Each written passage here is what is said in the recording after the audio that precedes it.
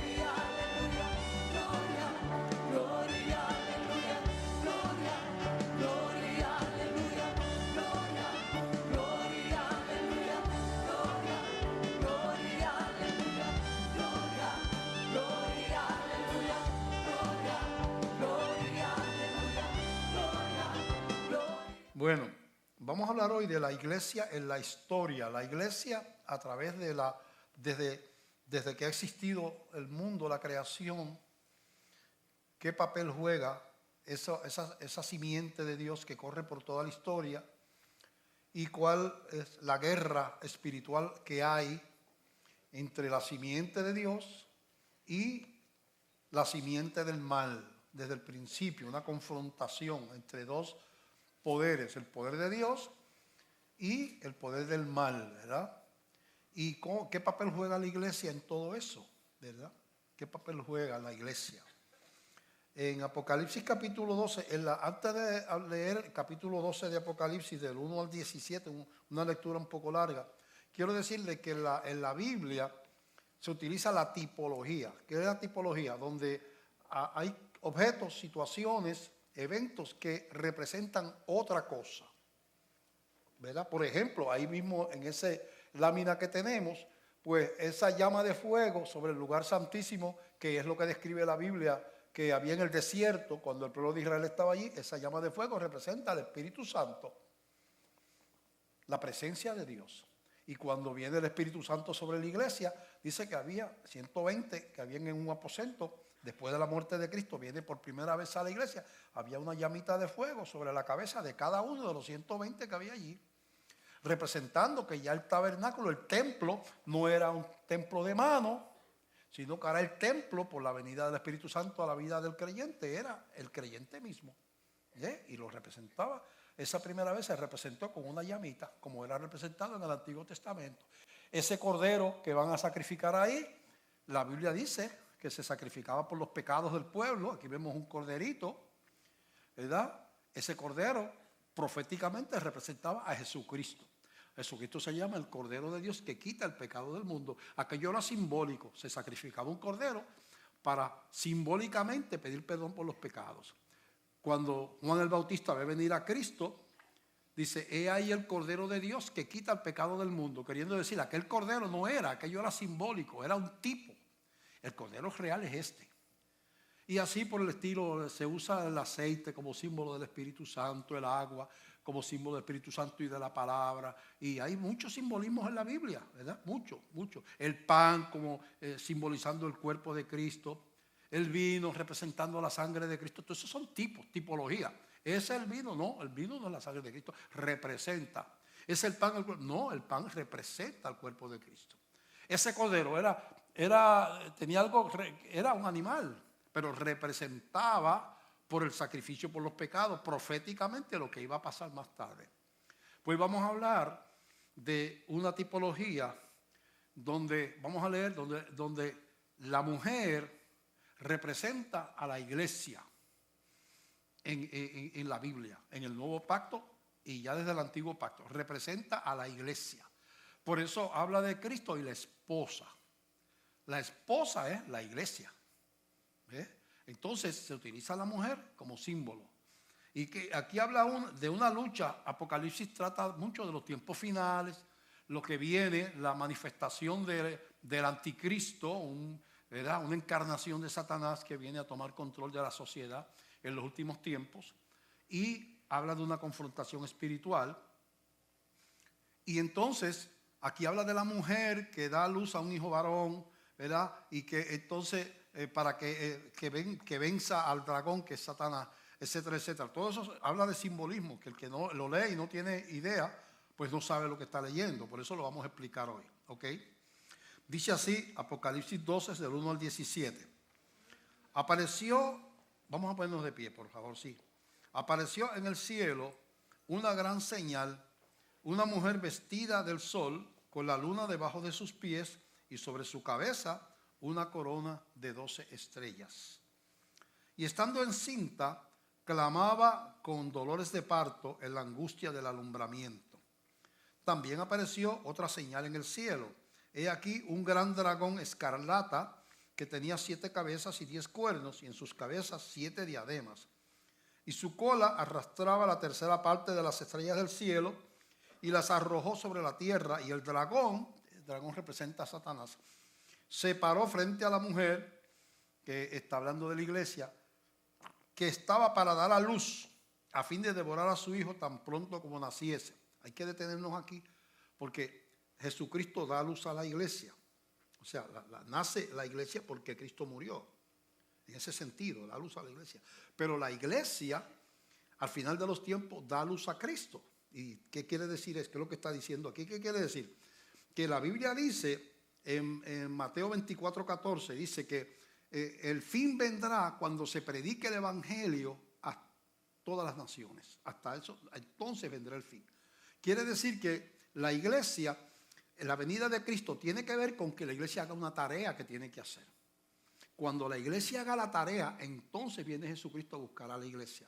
Viene el fin, vienen los juicios, vienen otras cosas. Pero tiene que la iglesia, así, en ese sentido, la iglesia da luz al Hijo como predicando el evangelio hasta lo último de la tierra. Entonces, vamos a leer eso, ¿verdad? Dice, ella Dios a un hijo varón que regirá con vara de hierro. Y versículo 5, hablando de la iglesia, dio a luz un varón que regirá con vara de hierro a todas las naciones, y su hijo fue arrebatado para Dios y para su trono. Está hablando de Cristo, ese es el que va a regir con vara de hierro. Y la mujer huyó al desierto, donde tiene lugar preparado por Dios para que allí la sustenten por 1260 días. Después hubo una gran batalla en el cielo. Miguel y sus ángeles luchaban contra el dragón, el Satanás, y luchaban en el dragón y sus ángeles. Pero no prevalecieron, ni se halló ya lugar para ellos en el cielo. Y fue lanzado fuera el gran dragón, la serpiente antigua, que se llama Diablo y Satanás, el cual engaña al mundo entero. Fue arrojado a la tierra y sus ángeles fueron arrojados con él. Entonces oí una gran voz en el cielo que decía, ahora ha venido la salvación, el poder y el reino de nuestro Dios y la autoridad de su Cristo, porque ha sido lanzado fuera el acusador de nuestros hermanos. Está hablando todavía de Satanás, el que los acusaba delante de nuestro Dios día y noche. Y ellos, la iglesia, le han vencido por medio de la sangre del Cordero, de Jesús, ¿verdad? Y de la palabra del testimonio de ellos, y menospreciaron sus vidas hasta la muerte. Por lo cual alegraos cielos y los que moráis en ellos. Ay de los moradores de la tierra y del mar, porque el diablo ha descendido a vosotros con gran ira, sabiendo que que tiene poco tiempo. Que según se acerca el tiempo final, arrecia la manifestación de Satanás, ¿verdad? Porque él sabe que le queda poco tiempo, es lo que está diciendo. Y cuando vio el dragón que había sido arrojado a la tierra, persiguió a la mujer que había dado a su hijo, al hijo varón. Está hablando de la iglesia, ¿verdad? Y se le dieron a la mujer las dos alas de la gran águila para que volase delante de la serpiente al desierto, a su lugar donde es sustentada por un tiempo y tiempos y la mitad de un tiempo. Entonces habla del rapto de la iglesia, que será sacada del mundo. Eso es lo que es levantada. Y la serpiente arrojó de su boca tras la mujer agua como un río, para que fuese arrastrada por el río, pero la tierra ayudó a la mujer, pues la tierra abrió su boca y tragó el río que el dragón había echado de su boca. Entonces el dragón se llenó de ira contra la mujer y se fue a hacer guerra contra el resto de la descendencia de ella, los que guardan los mandamientos de Dios y tienen el testimonio de Jesucristo. Padre, te damos gracias por esta palabra. Ayúdanos a explicarla, Señor. Necesitamos toda la ayuda porque tiene muchos ángulos, Señor, que no están fácilmente de interpretar. Necesitamos tu ayuda para que puedan entender. En el nombre de Jesús. Amén, amén. Bueno, primero vamos a ver si es verdad que la mujer es representada, la iglesia es representada por una mujer, por una esposa, por una mujer en la Biblia. En Efesios capítulo 5, del verso 28 al 32, dice así, hablándole a los maridos, terrenalmente, ¿verdad? Está hablando al marido y a la mujer, pero se introduce una revelación, eso hay que estar pendiente en la Biblia, que no tiene nada que ver con el marido terrenal, sino con Cristo. Vamos a ver cómo es esto. Dice, así también los maridos deben amar a sus mujeres como a sus mismos cuerpos. El que ama a su mujer, a sí mismo se ama. Hablándole al marido, una exhortación que ame a la esposa, ¿verdad? Porque nadie aborreció jamás a su propia carne, sino que la sustenta y la cuida, como también Cristo a la iglesia. Entonces viene a traer a Cristo, relacionar el amor del marido hacia la mujer, que la ame como Cristo ama a la iglesia. Porque somos miembros de su cuerpo, de su carne y de sus huesos. Está hablando que los cristianos somos miembros del cuerpo de Cristo, ¿verdad? Por esto dejará el hombre a su padre y a su madre y se unirá a su mujer y los dos serán una sola carne. Grande es este misterio, mas yo digo esto respecto de Cristo y de la iglesia. Espérate, está hablando del marido terrenal, está diciendo que dejará su lugar el marido y se unirá a su mujer y serán una sola carne. Dice, pero ahora estoy hablando de Cristo y la iglesia, ya no estoy hablando del matrimonio, ahora estoy hablando de Jesús. Yo digo respecto a Cristo y la iglesia que Cristo se unirá a su mujer, a la esposa que es la iglesia, ¿verdad? Así que se usa la tipología de la mujer como esposa de Cristo. En Apocalipsis 19, del 5 al 8, lo dice de esta manera, el mismo concepto de utilizar a la mujer y el marido como Cristo y la iglesia, la esposa. Y Apocalipsis 19, 5 al 8, dice, y salió del trono una voz que decía, alabad a nuestro Dios todos sus siervos y los que le teméis, así pequeños como grandes. Y oí como la voz de una gran multitud, como el estruendo de muchas aguas, y como la voz de grandes truenos que decía, aleluya, porque el Señor nuestro Dios poderoso, todopoderoso reina. Gocémonos y alegrémonos y démosle gloria, porque han llegado las bodas del Cordero, y su esposa se ha preparado. Está hablando de la iglesia. Y a ella, a la iglesia, a la esposa, se le ha concedido que se vista de lino fino, limpio y resplandeciente, porque el lino fino es las acciones justas de los santos. Se sigue representando a la iglesia como la esposa de Cristo, ¿verdad? Así que cuando viene hablando de esa guerra espiritual, cuando hay Satanás intenta destruir ese lugar privilegiado, porque Satanás era un ángel de gran luz. Se llama Lucifer, que es decir, el ángel de gran luz. Y era tan hermoso y tan poderoso que él quiso tomar el lugar de Dios. Y fue exaltado con una tercera parte de los ángeles. Una tercera parte de las estrellas cayeron del cielo. Está hablando de los ángeles. Fueron expulsados, son demonios. Ángeles caídos, ¿verdad? Eso es lo que enseña la Biblia. Ok. Entonces, lo que estamos diciendo aquí es que desde el principio Satanás fomenta la rebelión contra la autoridad de Dios, contra los principios de Dios, contra la palabra de Dios, contra el orden de Dios. Él es el que trabaja en contra de lo que Dios estableció. Eso ha sido siempre su ministerio, para dañar, para destruir, para engañar, para traer desgracia, ¿verdad? Disfrazado de bueno muchas veces. Porque muchas veces de las cosas que son satánicas son agradables a la carne.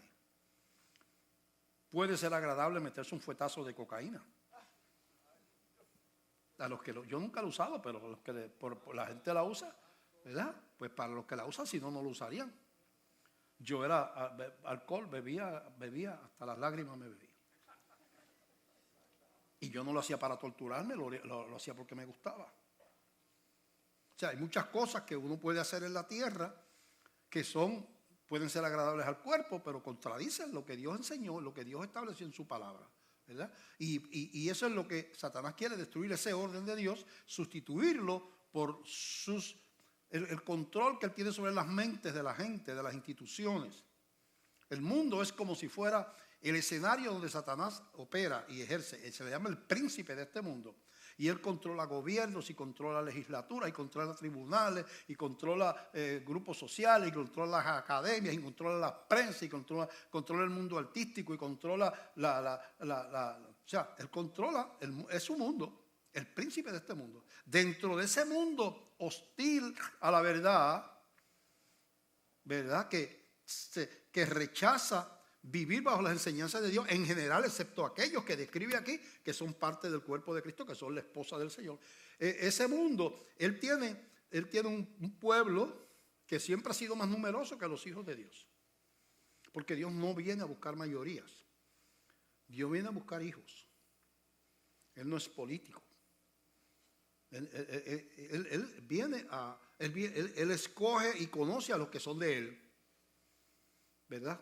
al final de los tiempos, dice, Él separará, viene el juicio, donde se separará, los ángeles vienen a separar las ovejas de los cabritos. Los que tienen la frente sellada con el nombre, con el Espíritu Santo, y los que no han creído y no son de Dios. En esos que no son de Dios hay gente buena, caritativa, ciudadanos responsables, pero como la obra nos salva, que solamente salva a Cristo, dice que la Biblia que todos somos pecadores, la madre ejemplar del año es pecador igual que el que vende drogas. Eso es lo que enseña la Biblia. Todos los seres humanos morimos desde que el primer representante de la raza humana aceptó colocarse bajo la autoridad de Satanás y salirse de la autoridad de Cristo. La descendencia nació con una sentencia de muerte que Cristo interrumpió en la cruz del Calvario. Y cuando recibe a Cristo, uno se convierte en hijo de Dios, pero sigue viviendo aquí. No sale volando y se va para el cielo, ¿verdad?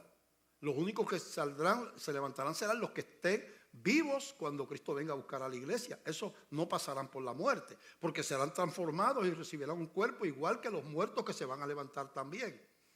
Pero mientras no pase eso, uno se muere y se va con el Señor si es cristiano. Si no, pues usted sabe para dónde va, para el otro lado, para el infierno.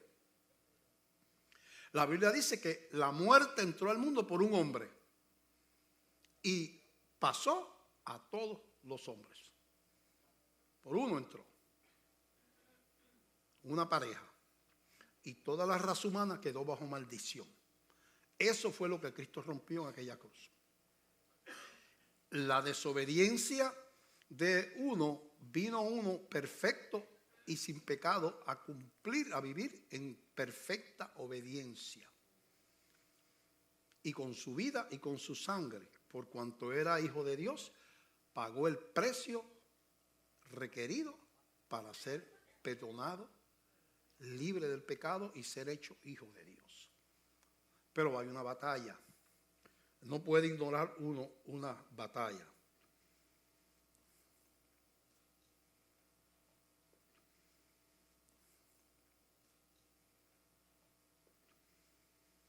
Bueno, entonces, Satanás, lo primero que desde el principio reta es la autoridad de Dios, porque el reino de Dios se fundamenta en la autoridad. Dios funciona por un orden de autoridad. Y Él establece, como esa es su manera de operar, Él establece la autoridad en las organizaciones terrenales, en el gobierno civil, aparece la autoridad en el hogar, los padres sobre los hijos, en el matrimonio declara que el marido es cabeza del hogar, en todos los lugares, toda organización humana tiene alguien en autoridad, en los empleos, alguien que es la persona que tiene la autoridad. En todos lugares. Dios establece un orden de autoridad. Así que eso lo dice en Romanos, capítulo 13, del verso 1 al 2, lo dice de la siguiente manera. Romanos 13, del 1 al 2, dice: sométase toda persona a las autoridades superiores, porque no hay autoridad sino de parte de Dios, y las que hay por Dios han sido establecidas. De modo que quien se opone a la autoridad y a lo establecido por Dios, resiste. Y los que resisten acarrean condenación para sí mismos. O sea, una de las características del cristiano, primero se somete a la autoridad de Cristo, soberano. Señor, cuando uno le entrega la vida a Jesús, no puede hacer un pacto, diga: Señor, yo te recibo como Salvador porque yo no quiero ir al infierno. Eso es caliente allí, yo no me quiero quemar allí. Yo quiero estar en las bendiciones de la gloria, pero yo no te acepto como autoridad. Yo hago lo que me dé la gana. Yo solamente quiero no ir al infierno. Pues Dios dice: gracias mío, pero si yo no soy tu Señor, tampoco puedo ser tu Salvador. Ese tipo de arreglo yo no lo hago. Si quieres que sea Salvador, tienes que reconocerme como Señor. Yo no puedo ser Salvador tuyo si tú no me ves como tu Señor. Y eso implica la palabra Señor que se usa en la Biblia, tiene que ver con la palabra que se usaba para el que tenía esclavos. Esclavos. No quiere decir mister. No es el Señor Jesús no quiere decir Mister Jesús. ¿Ve? Como decimos Mister Rodríguez, Señor Pérez. No. La palabra Señor es máster, dueño, amo. Es diferente. Así que eso es el principio. Y eso es lo primero que reta. Vemos que eso lo reta Satanás desde el principio. En Génesis capítulo 3, del 1 al 6, dice la Escritura, usando la serpiente otra vez como un Apocalipsis, como tipo, acuérdense de los tipos. Serpiente es tipo de Satanás, ¿verdad? Y cordero es tipo de Cristo y serpiente tipo de Satanás, por ejemplo. Pero la serpiente era astuta más que todos los animales del campo. Todo eso es tipología, está hablando de Satanás, que Jehová Dios había hecho, la cual dijo a la mujer, Dios le había dicho a la pareja, dice, no pueden, todo lo que hay aquí en la tierra es de ustedes, menos le voy a poner una pruebita nada más de obediencia. De ese árbol no pueden probar. Y a veces pasa eso, ¿verdad? Como que la tendencia de la curiosidad por lo prohibido, ¿verdad? Hay mucha curiosidad por lo prohibido que lleva a pecado, ¿eh? La curiosidad de conocer gente por internet, estando casado. Eso es como una atracción. Tengo una esposa, tengo un esposo. Nos casamos enamorados. Se supone que es para toda la vida. Se supone que seamos fieles el uno al otro, que no adulteremos, que no, ¿verdad? Pero entonces, de momento, escondidito por allá. ¿Y cómo tú te llamas? Yo me llamo Lola. Ah, Lola, ¿y qué tú haces? Y yo no sé qué. Y mi esposa durmiendo. Y dice, Lola, oye, Lola, ¿de qué color tú tienes los ojos verdes? Oh, qué lindos deben ser tus ojos, Lola. Estoy cometiendo adulterio por internet. Pero, pastor, y hablar con una persona por internet, uno no puede tener sexo por internet. Es adulterio, porque se supone que tú estás casado, tú no estés hablando con ninguna otra persona, escondido. El adulterio también está aquí. Pero Satanás es astuto. Y dice aquí que le dice, mira cómo comienza Satanás. Le dice, con que Dios os ha dicho, no comáis de todo árbol del huerto. Él sabía que eso no fue lo que Dios dijo. Podían comer de todo, menos de uno. Y la mujer respondió a la serpiente, del fruto de los árboles del huerto podemos comer, pero del fruto del árbol que está en medio del huerto, dijo Dios, no comeréis de él, ni le tocaréis para que no moráis. Entonces la serpiente le dijo a la mujer, no moriréis. No es verdad. Obviamente ella no era espiritual, porque dice, tú le estás diciendo embustero a Dios. Primero que uno no se puede hablar con una serpiente, con Satanás, ¿verdad? No moráis. Sino que sabe Dios que el día que comáis de él, serán abiertos vuestros ojos y seréis como Dios, sabiendo el bien y el mal. Y vio la mujer que el árbol era bueno para comer y que era agradable a los ojos y árbol codiciable para alcanzar la sabiduría, y tomó de su fruto y comió, y dio también a su marido, el cual comió así como ella. Ahí Dios, por esa desobediencia, ellos son expulsados del huerto y se pone, dice, un ángel con una espada para que no puedan tener más comunión con Dios espiritualmente hablando.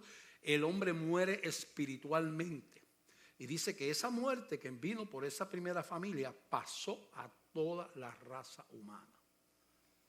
Por un hombre entró la muerte y pasó a toda su descendencia. Dice después en otro lugar, en Juan capítulo 1, verso 8, que Cristo vino a deshacer las obras del diablo.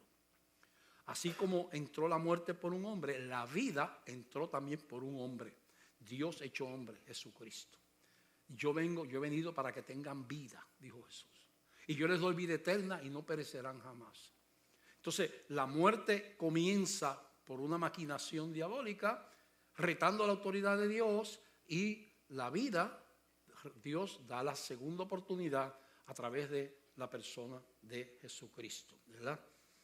Así que Jesús entonces entra a la perfecta obediencia, dando su vida. Y en Efesios capítulo 2, Efesios capítulo 2, versos del 5 al 11, lo dice de esta manera. Mira lo que dice la Biblia sobre lo que hizo Jesús y por qué Él deshace las obras del diablo. ¿Cómo lo hace? Haciéndose obediente.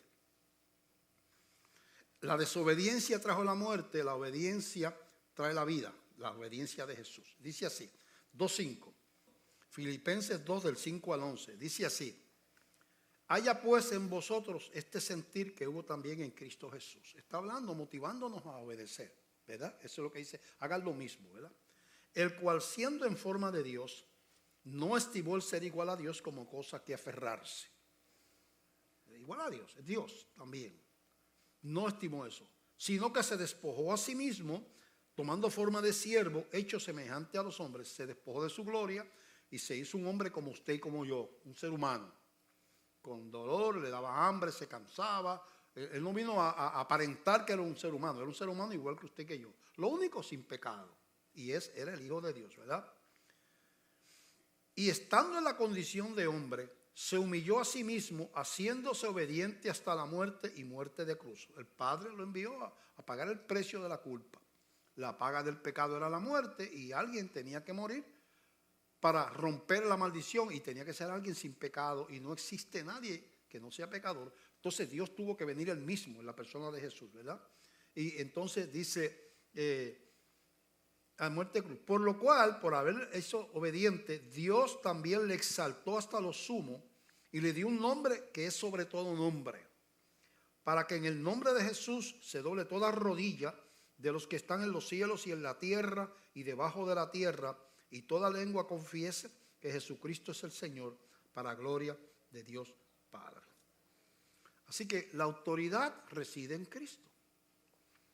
Toda potestad me es dada en los cielos y en la tierra, dijo Jesús. Él tiene la última palabra. Todos tenemos que comparecer al tribunal de Cristo, dice la Biblia. Todo el mundo. Usted puede ignorar, ser ateo, ser lo que usted quiera, pero quiera o no quiera, algún día usted estará delante del tribunal de Cristo. Y allí lo que se mira es si usted tiene la marca del Espíritu Santo, la marca de la sangre de Jesús, si usted le entregó su vida a Jesús, si se arrepintió de sus pecados, le dio la vida. No quiere decir que los cristianos somos perfectos, quiere decir que hemos sido lavados con la sangre de Cristo, somos hechos miembros de la familia de Dios. Después de cristianos seguimos confesando pecados.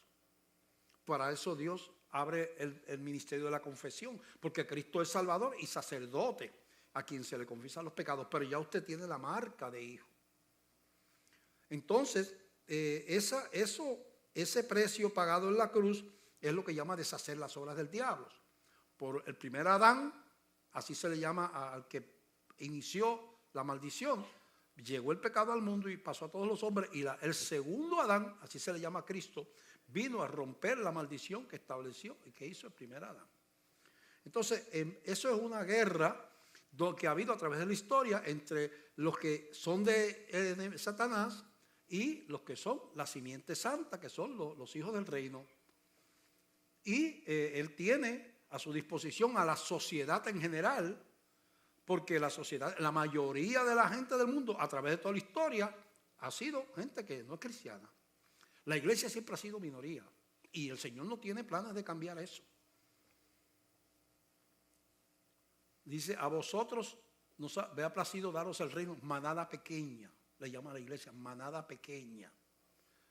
Así es que Dios no es político. En la victoria en el campo cristiano no se ganan por mayoría, se ganan por obediencia. La iglesia primera nunca fue a los romanos que quemaron en las hogueras, nunca fue a los romanos los que los metieron presos, nunca fue a los romanos los que los echaban a las fieras, nunca fueron los romanos los que tenían que vivir escondidos en las catacumbas, cementerios subterráneos, siempre fue a los cristianos. Pero era una iglesia victoriosa porque estaban en obediencia. Terrenalmente, los ganadores parecían ser los romanos, pero toda aquella gente que no era cristiana se está quemando en el infierno ya por 2000 años, desde el tiempo de Cristo. Y aquellos que quemaron en las hogueras están en las mansiones celestiales, desde que los mataron. Lo que usted pasa en la tierra no puede ser más importante lo que le va a pasar a usted por los próximos 1000 millones de años. Es mejor padecer aquí por 20, 30, 40, 50, 70 años y tener una eternidad con Dios por delante, que ser aquí un indiferente, ateo, vivir la vida como de la gana y ser millonario y ser famoso y pasar los próximos 100,000 millones de años quemándose en el infierno. Yo no creo que es una buena transacción para usted. Es como si yo a usted le digo, mira, te voy a dar este millón de dólares es tuyo, mira, aquí están los papeles, fírmalo. Pero tengo este revólver aquí, que una vez tú firmes los papeles, comes el millón, lo miras, te lo puedes echar por encima, los billetes, y yo te voy a pegar un tiro en la cabeza. Te dice, pero es que es un mal negocio. Pero te voy a dar $1 millón, vas a ser millonario, pero me va a pegar un tiro en la cabeza después. Pero tú no quieres ser millonario, sí, pero si me va a pegar un tiro en la cabeza después que tenga el millón, pues yo no quiero el millón. Ajá, pues así es la vida es como un soplo. Tú puedes tener las conquistas que tú tengas en la tierra, pero si eso implica que va a estar los próximos 100,000 millones de años metido en el infierno a 4,000 grados Fahrenheit, dice, se oye el lloro y el crujir de dientes del dolor. Cuando el crujir de dientes quiere decir que cuando se siente un dolor intenso, el padecimiento, eso lo describe la Biblia del infierno. Allí no hay medium, low, ni nada de esas cosas, y esto es el tiempo en high. Entonces, esa lucha, Satanás ataca mucho el principio de autoridad. Lo ataca mucho. Lo vemos en la tierra. En la tierra lo vemos cómo se ha ido destruyendo según se acerca la pelea final que la describe en Apocalipsis. Leímos en el capítulo 12, lo leímos al principio, la confrontación final entre las fuerzas del mal y la fuerza del Señor, los ángeles, que viene Cristo a triunfar y a apresar al diablo y a todas las cosas que vienen, la victoria de Jesús. Vemos que esa guerra está en gran parte dirigida a destruir toda la autoridad que Dios estableció, todo lo que dice la Biblia. Por ejemplo, destruir la autoridad de los padres. Prácticamente, y ahora ya, tú oyes a la gente con esa sabiduría porque tienen 2 doctorados y yo no sé qué. Digo, no, porque el muchacho te da en la cara y te hace lo que le da la gana, pero tú no la castigas, porque eso es maltrato. Tú dialogas con el nene. Nene, a mami no se le dé en la cara, ¡pa! Y tú sigues dialogando. Nene, te dije que a mami no se le dé en la cara, ¡pa! Y te da otra galleta más. Nene, mira, vente, vamos a dialogar. Mira, no es bueno que se le dé en la cara a los padres, ¡pa! Y tú sigues rezando. Porque los niños son así. La Biblia recomienda la disciplina, pero está fuera de moda. El consejo del hombre crea una sociedad de hijos que no se sienten amados. Porque aunque tú no lo creas, la seguridad en parte del niño viene porque alguien más sabio que él le ayuda a caminar por la vida. No se le entregan las riendas de la vida a un neófito. Tú no le pones un revólver cargado a un nene de 2 años. Nene, cuídame el revólver. Porque se puede poner a jugar de vaquero con la hermanita que cada rato pasa por ahí. Pues realmente la realidad es que Dios estableció que los padres tienen la autoridad en el hogar y que esa autoridad se respeta. Aún los entrenadores de animales, si tú ves a César Millán, uno que dan por televisión, lo primero que hace es que este perro hace lo que le da la gana y muere. Él viene y se le acerca y lo pega abajo. Inmediatamente que él hace eso, y ¿sabe lo que yo estoy haciendo? Ese perro es el que manda en esta casa.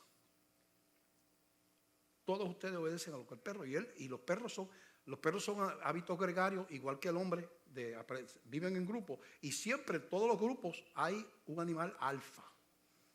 Que los que viven en grupos, los leones tienen una leona alfa, los elefantes tienen elefante alfa, los lobos tienen un lobo alfa. Todos los animales que son de hábitos gregarios tienen un alfa, que es el que pone el respeto y es el que manda. Pues el perro, siempre todos los perros quieren ser el alfa y hay luchas por ser el alfa. Todos los leones quieren ser el alfa y el más guapo, el más fuerte, ese es el que se queda con la... Pues el perro viene con el instinto de ser alfa, ya. Y como ustedes no tienen autoridad, pues él encontró una manada donde él puede ser el que manda. En esa casa se hace lo que el perro diga. ¿Ves? Hay casas dirigidas por perros y hay casas dirigidas por un niño de 3 años. Que todo el mundo en la familia hace lo que el nene diga. Y piensa que eso es amor. aquí al nene no se le prohíbe nada porque los amamos. Y eso es lo que es. La sociedad, la humanidad, el humanismo destruye los principios divinos. Ese no es el diseño de Dios. Se ha destruido la autoridad de los esposos. Hay una agenda. Ahora los grupos feministas están controlados por los lesbianas que odian al varón. Y hay una agenda para destruir la figura de varón. No es que no haya abuso de varones, ¿verdad? Pero tú ves cómo se está criminalizando al varón como sexo. ¿Ves? ¿Por qué? Porque hay eso destruye lo que estableció Dios en el matrimonio. Lo destruye. Se utilizan engaños. Se le llama feminicidio a matar un hombre a una mujer. Pero eso no es un feminicidio. Eso es cuando el esposo mata a la esposa, no es un feminicidio, es un asesinato pasional. ¿Por qué no es un feminicidio? Porque no la mató porque era mujer. La mató porque tenía problemas, estaba celoso, la mató. Fue un asunto pasional. Un feminicida, un hombre que sale, yo odio a las mujeres, y sale con un revólver, vio dos mujeres hablando en una esquina, y las mató. Le pasó por el lado a 25 hombres y vio dos más hablando en la esquina, y las mató, porque son mujeres, odia a la mujer. Eso es un feminicida. Igual que un crimen de odio, no es que un blanco mate a un negro. Voy a poner un ejemplo donde no es un crimen de odio. Están jugando póker un negro y un blanco. Y por el dinero, las apuestas, se empiezan a acusar de que están haciendo trampas ahí uno al otro. Por el dinero, la apuesta, se le empieza una pelea, se enredan a pelear y el blanco mata al negro. No es un crimen de odio. Él no lo mató porque era negro. Él lo mató por el dinero. Así que se le está llamando feminicidio a los crímenes pasionales. ¿Ves? Porque es con intención de levantar, ¿verdad? Que claro que hay que detener ese montón de asesinatos. Eso no puede ser. Eso hay que detenerlo. Hay que buscar la manera de hacerlo. Creo que están tratando de crear algo que es imposible. Estoy saliéndome del tema. Pero a mí no me gusta la ilógica. ¿Cómo tú combates? Vamos a hablar un momentito esta digresión del mensaje. ¿Cómo tú combates los asesinatos de las mujeres? Tú pones 80,000 policías en Puerto Rico a bregar con eso nada más. 80,000.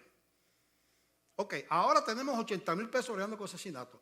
¿Cómo esos policías, 80,000, saben que en el barrio Butifarra del pueblo de por allá, Pepe Santiago está celoso de la mujer porque la está viendo hablar con el vecino por la verja y él sospecha algo, se vaya de celo y la mata? ¿Cómo esos 80,000 policías saben que Pepe Santiago en el barrio Butifarri va a matar a la mujer? Y entonces la organización Valdrich, ¿dónde es que está Valdrich allá? ¿En qué pueblo? Yo no soy del área metropolitana. En Río Piedra, perdón los de Valdrich que uso el ejemplo. El vecino tal, la mujer que la vio, que salió del trabajo y le dijeron que está yéndose con un hombre por allá y el hombre se llena de celos y la sigue, la ve que está saliendo con un hombre del trabajo por allá, cuando llega a la casa la mata. ¿Cómo esos 80,000 policías iban a saber que en la mansión Valdrich, en la calle número 7 la casa número 7 de la calle A? Entonces tú te pones, hay que hacer algo. Sí, vamos a criminalizar, pero ¿qué puedes hacer tú que no sea educar? Educar. Y, mire, lo más que puede tener eso es que se llene el país de hombres cristianos. Eso funciona mejor que los 80,000 policías, porque los hombres que tenemos aquí en la iglesia, que llegaron aquí maltratando a la mujer, que llegaron aquí siendo hombres mujeriegos, hombres de esto y lo otro, que eran hombres de la calle, hoy, la gran mayoría, porque hay algunos que tienen que aprender todavía, son hombres transformados por el Evangelio de Jesucristo. Pero vemos cómo se está destruyendo la autoridad en el hogar, la autoridad en la escuela. los maestros ya no se atreven a disciplinar porque lo primero que viene el papá, antes venía, tú disciplinabas en la escuela y cuando el papá se entrenaba te daba otro tortazo más en la casa para que respetara al maestro. Ahora viene el papá y le cae encima al maestro.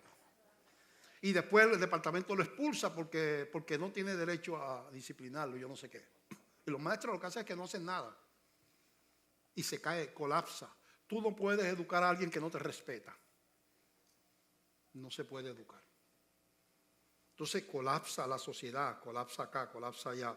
Colapsa los gobiernos. Ahora mismo hay como 15, yo no sé cuántas países donde está la gente en la calle, que ha tomado las calles, así, destruyendo todo, en Chile, aquí en Puerto Rico, cuando lo sé yo, en Venezuela, en Colombia, estaban estos días levantados, en Nicaragua, en Honduras, está medio mundo por ahí. En Barcelona estaban por allá, en Hong Kong, entonces, o sea, el mundo ha colapsado y ahora lo que dice, los que quieren que son instrumentos, dice, el poder está en la calle. De ahora en adelante lo que están queriendo decir, nosotros los que, no las elecciones, no va a ser las elecciones, no hay que aguantar 4 años, el gobierno es malo, pero hay que aguantar 4 años hasta que vengan las elecciones y lo sacamos. No. Vamos a sacarlo, vamos a tirar piedras, vamos a quemar, vamos a pintar toda la ciudad porque el poder está en la calle. De ahora en adelante las elecciones somos las multitudes anarquistas. Y entonces la sociedad se va volcando en la anarquía en el hogar, en el matrimonio, en el gobierno civil, en todas partes. Y colapsa la sociedad. No puede haber.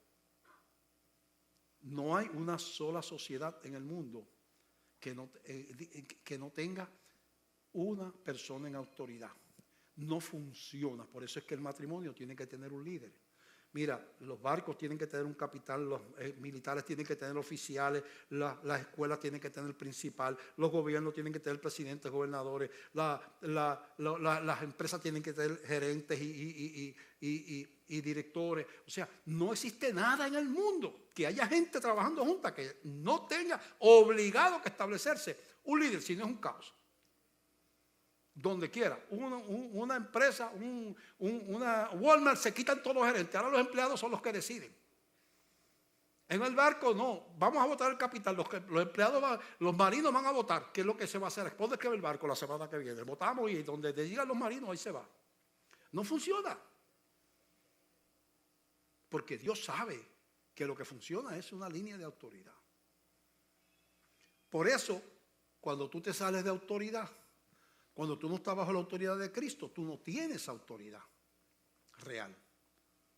Igual que cuando tú te sales de ejército y eras teniente, eras coronel y te sales del ejército, ya tú mandabas a la gente y te respetaban cuando estabas allá. Y mira esto y lo hacían y barre allá y barrían, porque tú eras el coronel, tú eras el teniente. Te licencia del ejército, te encuentras con la misma gente afuera. Mira, ve acá, barre aquí. Dice que barre tú si quieres. Pero tú me respetabas y así, pero antes tú eras el teniente, tú en la calle, tú te saliste, ya tú no. Para tú estar en autoridad, tiene que estar bajo autoridad. Cuando tú no estás bajo autoridad, tú no tienes autoridad. Cuando Cristo no es la autoridad en tu hogar, tú no tienes autoridad. Hay otro que está en autoridad y tú no lo sabes, o no te das cuenta. Otro que vino para destruir, para engañar, y se hace cargo, y te destruye tu matrimonio, y destruye tus hijos, y destruye tu familia. Porque alguien va a tomar la autoridad. Si no la tomas, si no se la entregas a Dios, tú no te quedas sin autoridad. Quieras o no quieras, estás bajo la autoridad de la potestad de las tinieblas. Así es que funcionan estas cosas.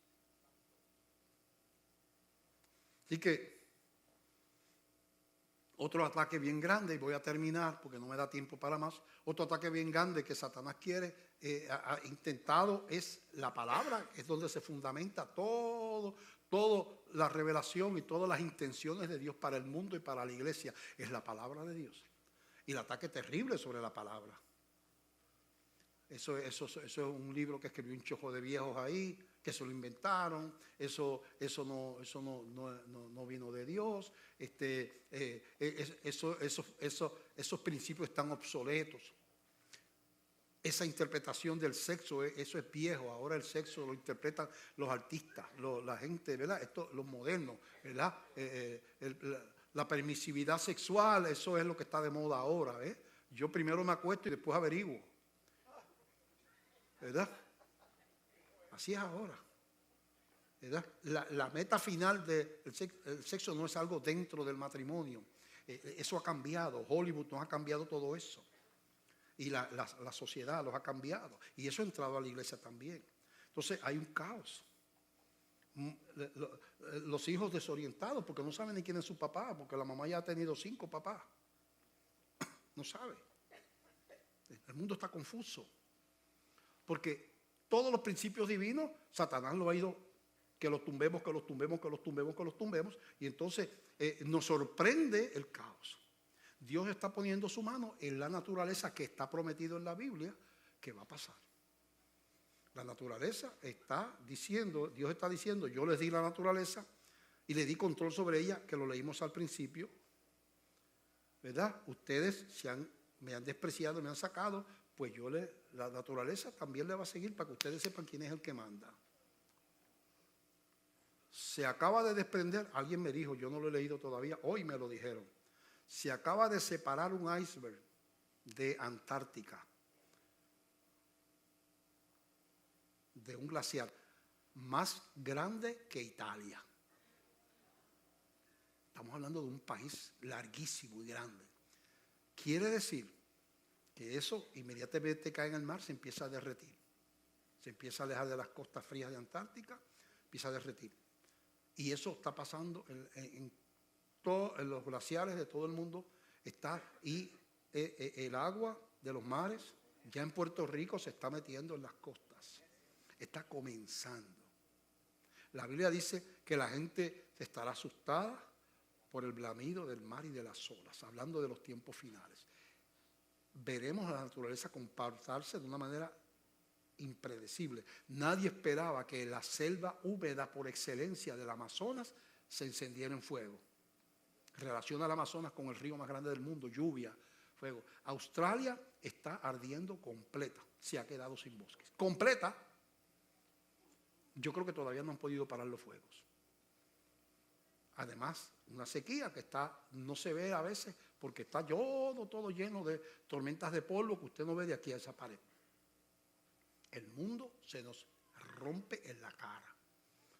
Porque es la herencia que Dios nos dio, el habitáculo que Dios nos dio, que nosotros por nuestra rebelión y nuestra desobediencia, el Dios que lo dio también lo puede poner en. Y la Biblia habla de terremotos en diferentes lugares y cosas, más allá de lo normal.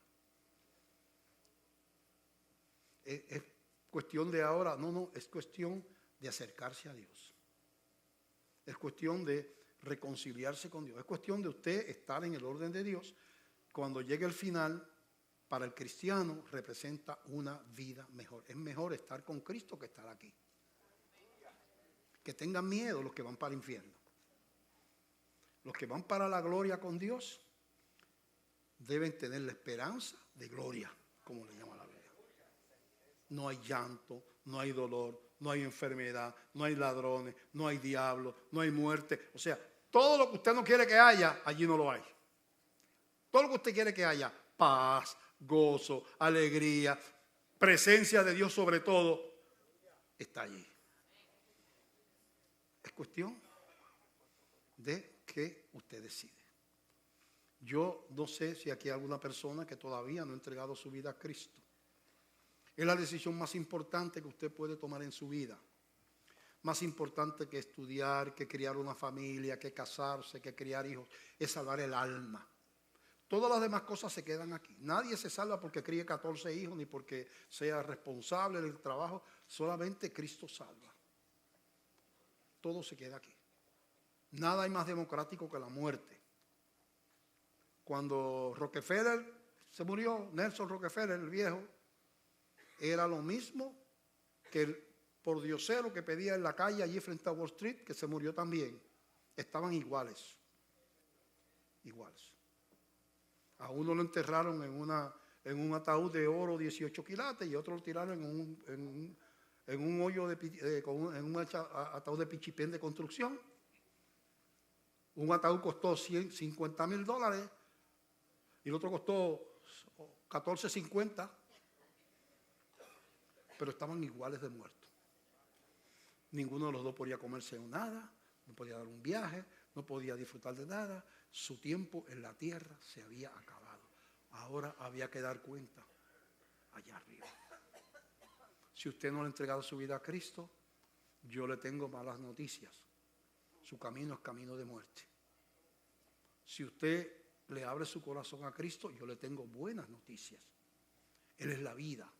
En Él hay paz, hay gozo y hay esperanza de vida eterna y seguridad en el camino. Usted decide. No sé si hay que alguna persona que hoy toma una decisión y dice, pastor, yo quiero reconocer que como todo humano yo también estoy bajo maldición del pecado, reconozco esa condición de pecador y yo quiero que Jesucristo me perdone, yo le entrego mi vida y lo hace levantando su mano allí donde usted está.